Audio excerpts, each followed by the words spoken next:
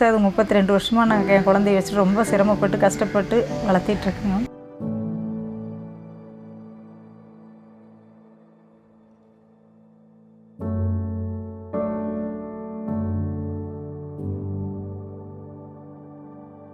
Housing யூனிட்டில் ஒரு வீடு இருந்து வாடகைக்கு தான் இருந்தேன். எங்களுக்கு உதவி செய்யறதுக்கு யாரு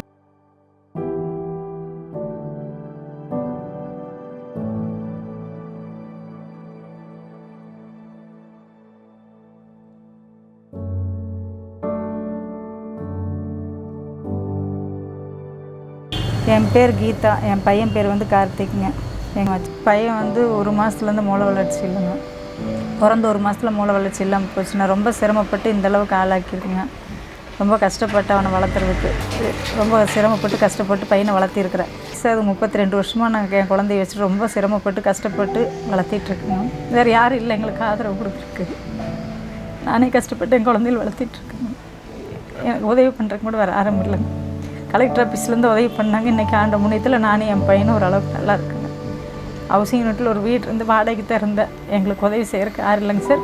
ஆண்டு முன்னே இப்போ வந்து குழந்தையும் பார்த்துட்டு கடையை நடத்திட்டு இருக்கேன். கடை நல்லா வியாபாரம் ஆகிட்டு இருக்குங்க சார்.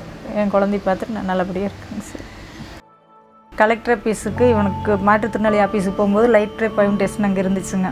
அப்போ அங்கே சொன்னாங்க இந்த மாதிரி நாங்கள் லோன் கொடுக்குறோம்மான்னு. கடைக்கு ஜாமானை வாங்க இல்லாதனால அங்கே ஆஃபீஸில் போய் கேட்டாங்க. ஆஃபீஸ்லேருந்து வந்து ஒரு வாரத்தில் வந்து எங்களை வந்து எல்லாம் கலந்து பேசிவிட்டு திருப்பி கூப்பிட்டு லோன் கொடுத்தாங்க. மாதம் மாதம் கட்டிகிட்ருக்கேங்க.